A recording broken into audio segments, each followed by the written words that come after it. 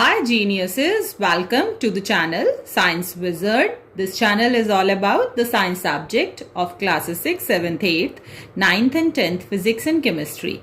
If you are new to my channel, you can subscribe to the channel for more science videos, and if you like the explanation, then please press the like button and you can share this video with your friends, family and the classmates. So actually I want to ask you a question first before starting the video. Generally maximum schools में class 8th में science को 3 subjects में divide कर देते हैं into the physics, chemistry and the biology. और जो subject expert होते हैं उस सब्जेक्ट के they basically teach you. So I want to know आपके स्कूल में कैसा है. Only a single teacher is teaching you all the subjects or the different teachers or the different subject experts are teaching you the subjects. So with that, let me start. Today we are going to discuss the chapter of physics, and that is chapter 11, force and pressure. Okay, so अगर हम सबसे पहले force की बात करें तो आपने अपनी डेली लाइफ में जब भी हम मॉर्निंग में उठते हैं और रात को सोने जाते हैं, ठीक है, बहुत सारी चीज़ों को हम पुश करते हैं. ओके, पुश करने का मतलब क्या होता है? धक्का देना. ओके, सो जब भी आप किसी चीज़ को पुश करते हो, धक्का देते हो, तो वो चीज़ आपसे दूर जाती है, आपके पास आती है. सो ऑब्वियसली आपने सही गेस किया है. जब भी हम किसी चीज़ को पुश करते हैं तो वो चीज़ हमसे दूर चली जाती है. और जब भी हम किसी चीज़ को पुल करते हैं, पुल का मतलब होता है खींचना अपनी तरफ. ठीक है, सो जब भी हम किसी चीज़ को पुल करते हैं तो वो चीज़ आपके पास आती है. तो दिन भर में आप बहुत सारी चीज़ों को पुश और पुल करते हैं in your everyday life. Okay, जैसे let me give you the example. आप लोग कितने बार पूरे दिन में पानी या किसी भी चीज़ के लिए फ्रिज का डोर ओपन करते हैं? तो जब आप फ्रिज का डोर ओपन करते हैं तो आप उसको पुश कर रहे हैं या पुल कर रहे हैं? तो ऑब्वियसली आप ओपन जब कर रहे होते हैं तब आप उसको पुल करते हैं, अपनी तरफ खींचते हैं. ओके, और जब आप उस डोर को बंद करते हैं तो आप उसको पुश कर देते हैं, तो वो डोर बंद हो जाता है. तो जब भी आप डोर को पुल कर रहे हैं तो आप देखना, जब भी आप उसको खींचते हैं तो वो डोर आपकी तरफ आता है, और जब आप उसको पुश करते हैं तो वो डोर आपसे दूर चला जाता है ना.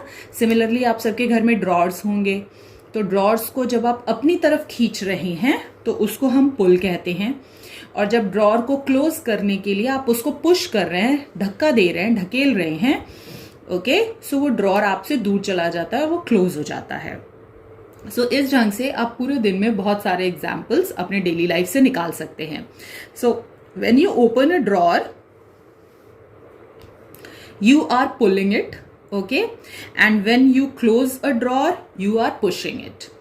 Lifting your school bag is a pulling. Okay, why lifting? मतलब अपने स्कूल बैग को उठाना, लिफ्ट करना. तो सपोज करो आपका स्कूल बैग जो है वो किसी टेबल पे है और आपने जब उसको लिफ्ट करा, उठाया स्कूल जाने के लिए, तो आपने उसको पुश करा या पुल करा? मैंने अभी क्या बताया आपको? जब भी आप किसी चीज को पुश करोगे तो वो चीज आपसे दूर जाएगी, और पुल करोगे तो वो चीज आपके पास आएगी. तो इसका मतलब कि जब आप स्कूल बैग उठाते हो तो आपके पास आ रहा है ना स्कूल बैग. इसका मतलब you are pulling your school bag. Okay, so इस ढंग से पूरे दिन में हम बहुत सारी एक्टिविटीज ऐसी करते हैं जहां पर हम किसी ना किसी चीज को या तो पुश कर रहे होते हैं या पुल कर रहे होते हैं. So the activity 1 is there about the critical thinking, and in that we are basically going to identify any action as a push or pull.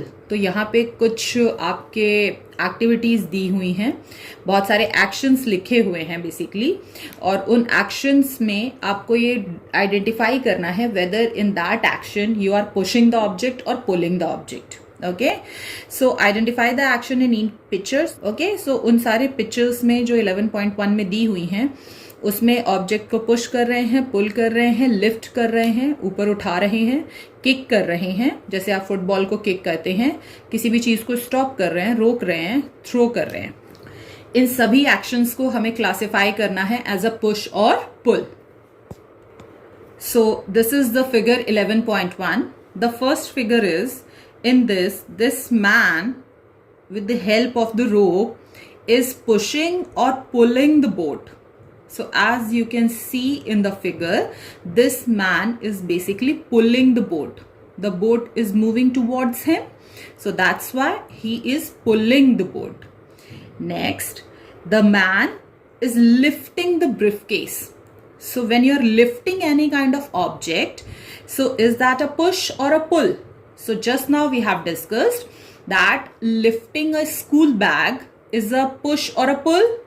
So I hope you have guessed it right. Yes, it is a pull, because when you are pulling the object, it is moving near you. It is moving towards you. Okay. So when you are lifting the bag, it is moving towards you. Okay. So the lifting of any object is the pulling. In this figure, this child is stopping the football and this child is kicking the football. So when you are kicking the football, so is it a push or a pull? So in order to understand that whether it's a push or a pull, what you have to keep in mind, whether the object is moving towards you or it is moving away from you. If the object is moving towards you, okay, then it is a pull. And if the object is moving away from you, then it is a push.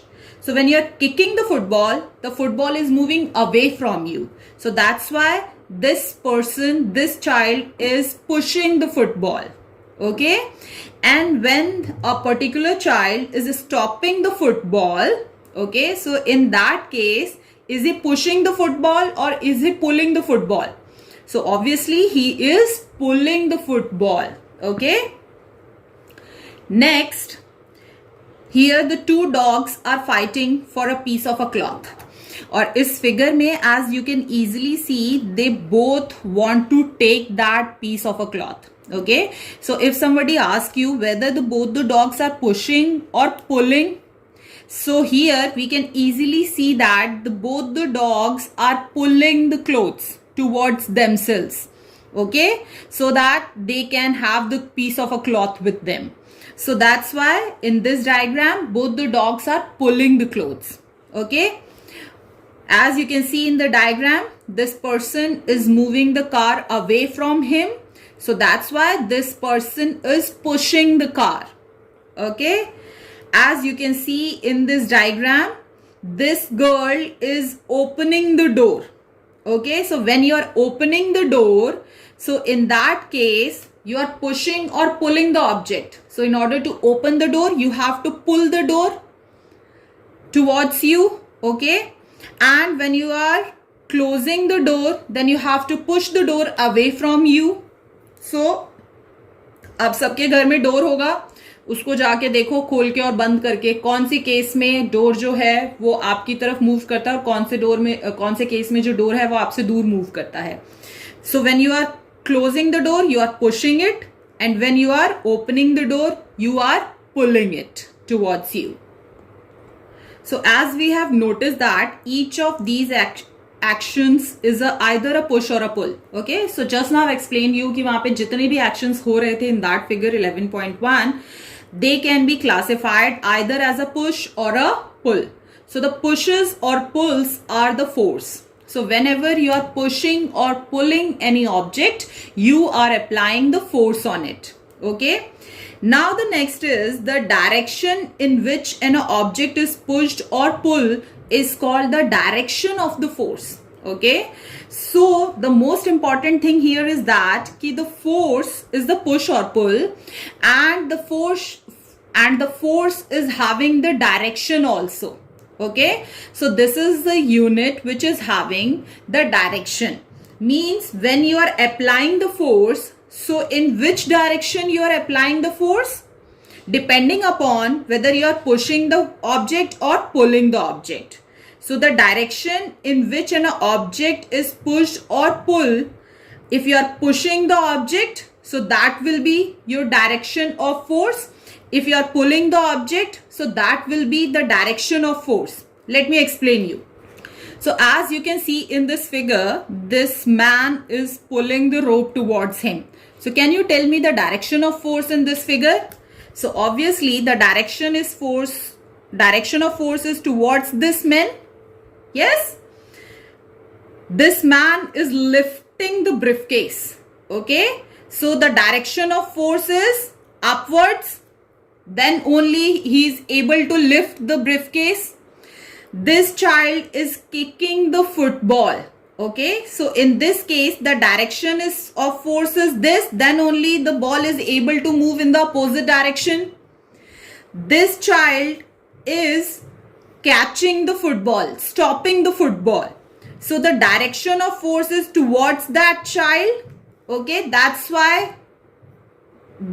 when only the child is able to stop the football.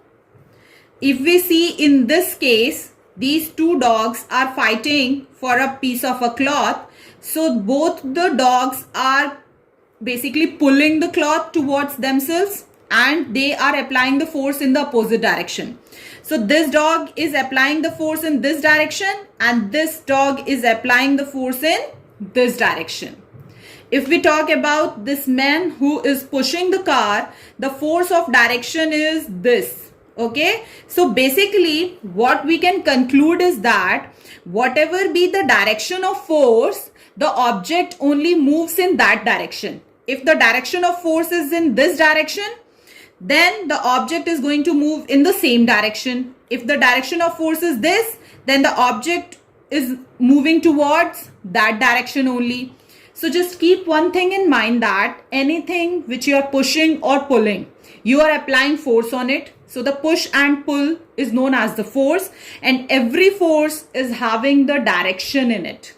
Okay, so the direction of force will determine whether the object will move in which direction.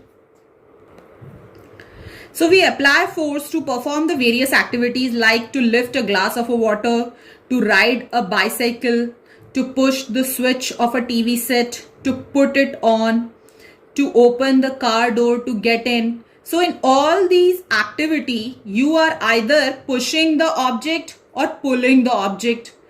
And depending upon whether you are pushing or pulling the object move in that direction.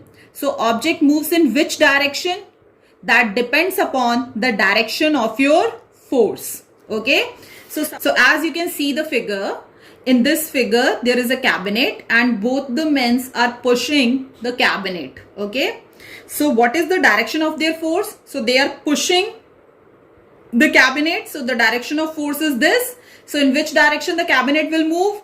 So obviously the cabinet will move in this direction only. So always keep in mind that where is the direction of force, the object is going to move in that direction only.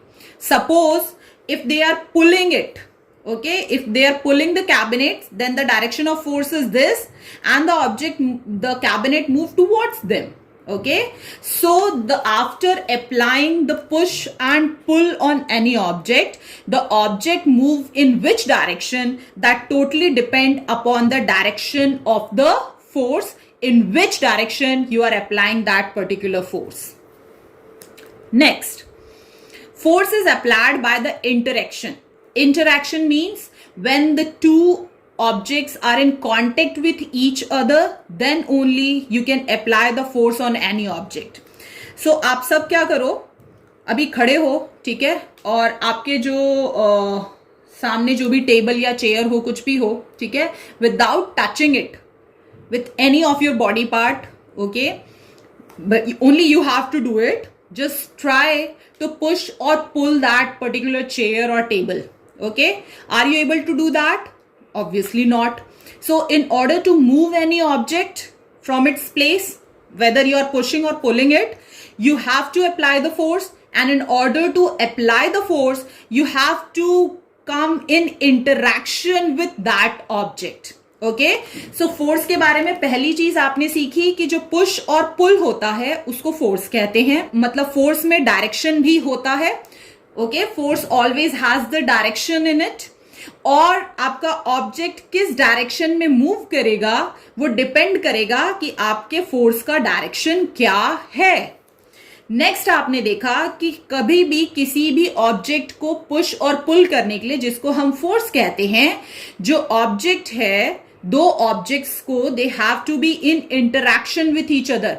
Without being in contact with that particular object, you are not able to apply the force on that object. Okay, so if you stand in front of a door, it will not open by itself. अपने आप कोई भी door open नहीं होता. You have to interact. Interact means come in contact with the door by pushing or pulling it, either by applying the force on it to make it open, means you are pulling the object in order to make it open, or you are pushing the object in order to close the door. Okay, so as you have seen the two dogs in the figure 111.1, they are pulling. Already I have told you this. Okay, so in that figure both the dogs are fighting for a piece of a cloth and they both want to pull that a piece of a cloth towards themselves. So they both are pulling at each other to apply the force. Okay, they are also applying the force by interacting with each other. How these two dogs are in contact with each other?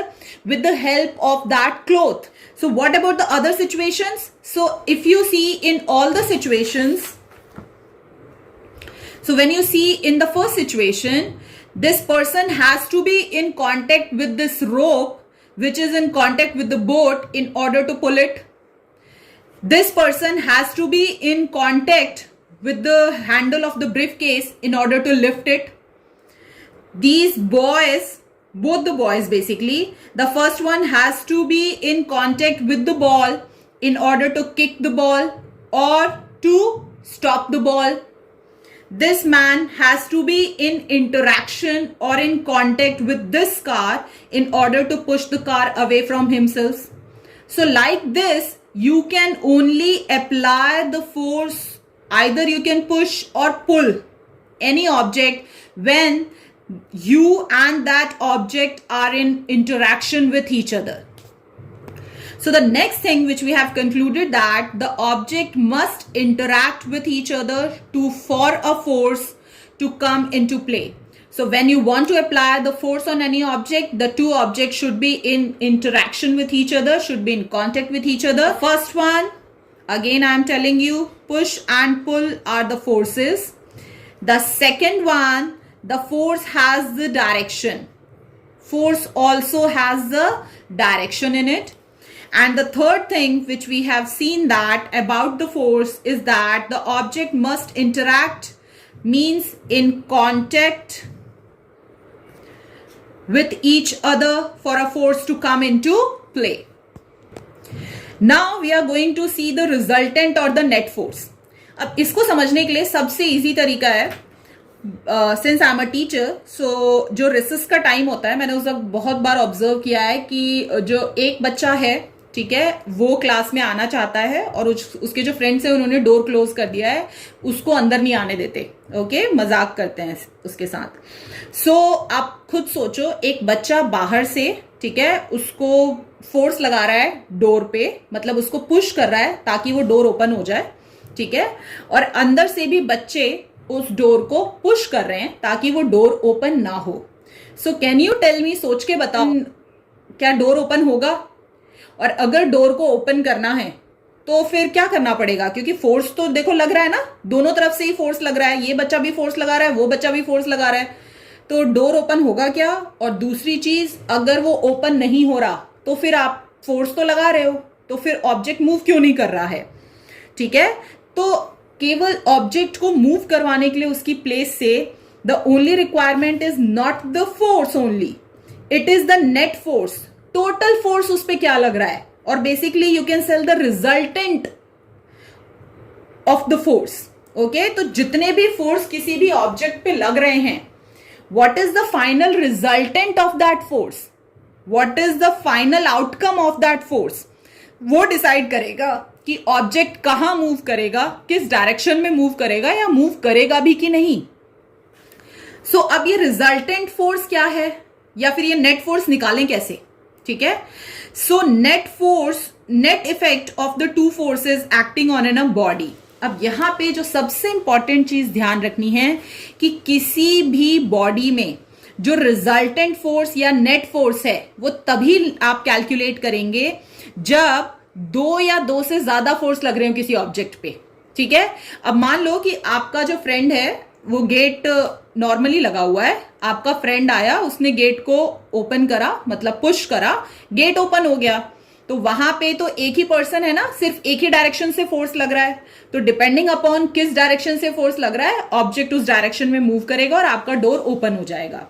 But अगर वहां पे दोनों तरफ से force लग रहा है, ठीक है, और डिपेंडिंग अपॉन कितना फोर्स लग रहा है, तो वो डिसाइड करेगा कि ऑब्जेक्ट मूव करेगा या नहीं, and what will be the resultant of that force, what will be the outcome of that force. So उसके लिए देयर मस्ट बी 2 और more forces are applying on an object, और फिर उसके बाद उसका नेट इफेक्ट कैलकुलेट करते हैं। So pushing a heavy object to move it, you might be able to move it with some difficulty. Now ask one of your friend to help by pushing with you in the same direction. Okay, so suppose आपको कोई आपके घर में bed या कोई अलमीरा है, you want to shift its place, और आप उसको पुश कर रहे हैं उसकी जगह को मूव करवाने के लिए, बट बहुत भारी है, तो आप अपने किसी फ्रेंड की या अपने किसी भाई बहन की मदद ले सकते हैं। Now push the, can you together push it more easily? तो अब जब आप अकेले पुश कर रहे थे तो आपके लिए दिक्कत हो रही थी, बट जब आपका फ्रेंड भी आपके साथ में आ गया तो अब वो ऑब्जेक्ट है वो थोड़ा फास्ट मूव कर रहा है। क्यों? क्योंकि वहां पे सिर्फ पहले आप ही का फोर्स लग रहा था, अब आपका फ्रेंड भी फोर्स लगा रहा है, बट किस डायरेक्शन में लगा रहा है? जिस डायरेक्शन में पहले आप लगा रहे थे। आप जिस डायरेक्शन में उसको मूव करना चाहते थे, आपका फ्रेंड आया, आपके फ्रेंड भी उसी डायरेक्शन में फोर्स लगा रहा है और वो ऑब्जेक्ट इजिली मूव हो गया।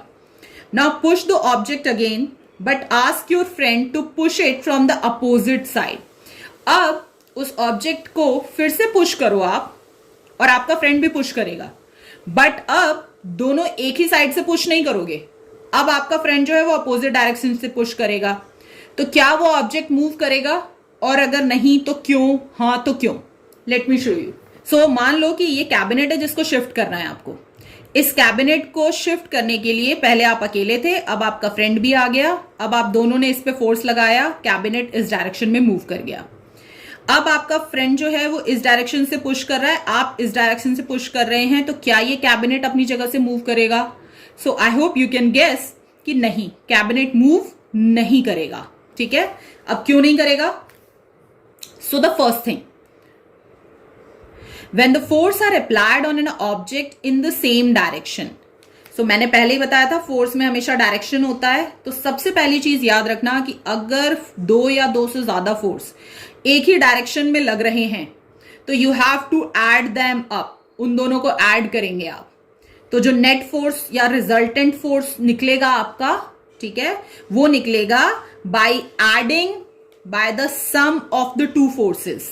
ओके, सो सपोज करो कि ये जो ब्लू टी शर्ट है ये 5 न्यूटन का फोर्स लगा रहा है और येलो टी शर्ट भी 5 न्यूटन का फोर्स लगा रहा है, तो यहां पे जो रिजल्टेंट फोर्स है या फिर जो नेट फोर्स है उसके लिए मुझे दोनों के फोर्स को ऐड करना है। We have to sum of the 2 forces. अब हमेशा याद रखना, सम कब करते हैं 2 फोर्सेस का? When both the forces are applying in the same direction, ये दोनों के दोनों इसी डायरेक्शन में आपके ऑब्जेक्ट को पुश कर रहे हैं।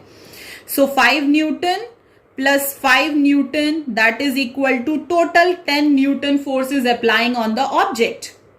ओके, अब सेकेंड केस में देखते हैं। सो हमेशा याद रखना, if the force are applied on an object in the same direction then you have to add up both the forces, then you will get the resultant force. तो sum of the 2 forces when they are applied in the same direction that is the resultant force or the net force.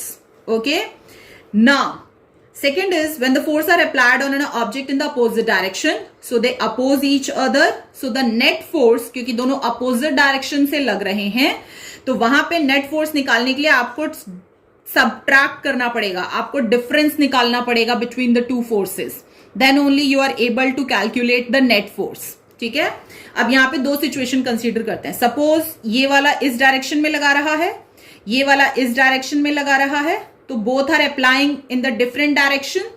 Okay, so direction different है, तो उस case में जब direction different होते हैं force के, तो वहां पर हमें फोर्स को सबट्रैक्ट करना पड़ता है, माइनस करना पड़ता है। ठीक है, सो सपोज करो कि ये वाला जो पर्सन है ये 5 न्यूटन का फोर्स लगा रहा है और ये वाला पर्सन भी 5 न्यूटन का फोर्स लगा रहा है। ठीक है, बट दोनों अपोजिट डायरेक्शन में लगा रहे हैं, तो यहां पे नेट फोर्स निकालने के लिए मुझे 5 न्यूटन माइनस 5 न्यूटन करना पड़ेगा। तो 5 माइनस 5 इज 0, तो नेट फोर्स इज 0। एक और कंडीशन कंसीडर करते हैं। सपोज ये वाला पर्सन जो है वो थोड़ा हैवी बिल्डअप है, बॉडी बिल्डर है, तो वो थोड़ा ज्यादा फोर्स लगा सकता है। तो ये वाला जो पर्सन है उसने 8 न्यूटन का फोर्स लगाया। ये वाला जो बंदा है ये थोड़ा स्लिम है और इतना हैवी बिल्डअप नहीं है, तो ये सिर्फ 5 न्यूटन का ही फोर्स लगा पाता है। सो इस केस में नेट फोर्स क्या होगा? तो इस केस में अगर आप देखोगे तो नेट फोर्स होगा 8 Newton minus 5 Newton. So 8 minus 5 is 3 Newton. तो 3 न्यूटन का टोटल फोर्स लग रहा है। तो अब यहां पे तो 0 न्यूटन का फोर्स लग रहा था, तो अगर फोर्स 0 है तो ऑब्जेक्ट क्या मूव करेगा अपनी जगह से? ऑब्वियसली नहीं।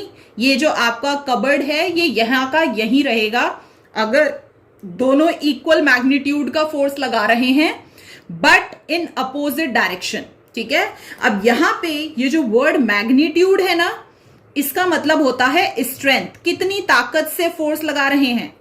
So magnitude is the strength. ठीक है, तो अगर दोनों की मैग्नीट्यूड सेम है, स्ट्रेंथ सेम है, बट डायरेक्शन अपोजिट है, तो उस केस में जो नेट फोर्स होगा 0 होगा और ऑब्जेक्ट अपनी जगह से नहीं मूव करेगा।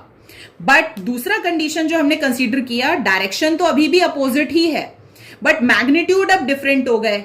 इसका मैग्नीट्यूड मतलब इसके स्ट्रेंथ का, इसका जो फोर्स का स्ट्रेंथ है दैट इज 8 न्यूटन, इसके फोर्स का स्ट्रेंथ है 5 न्यूटन।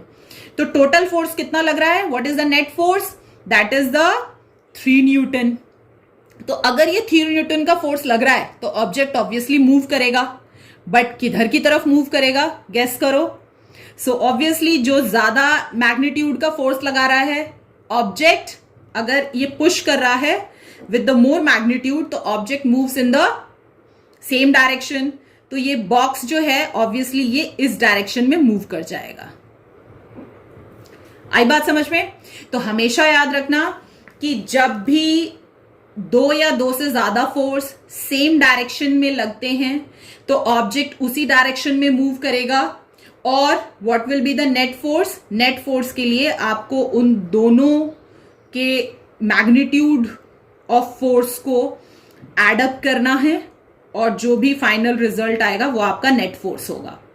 और अगर अपोजिट डायरेक्शन में लग रहा है, so in order to calculate the net force you have to subtract both the forces. और अगर आपसे कोई पूछता है कि ऑब्जेक्ट किस डायरेक्शन में मूव कर रहा है, तो हमेशा याद रखना जिस डायरेक्शन में हाई मैग्नीट्यूड वाला बंदा फोर्स लगा रहा है उसी डायरेक्शन में ऑब्जेक्ट मूव करेगा। तो ऑब्जेक्ट हमेशा इधर की तरफ मूव करेगा। ठीक है,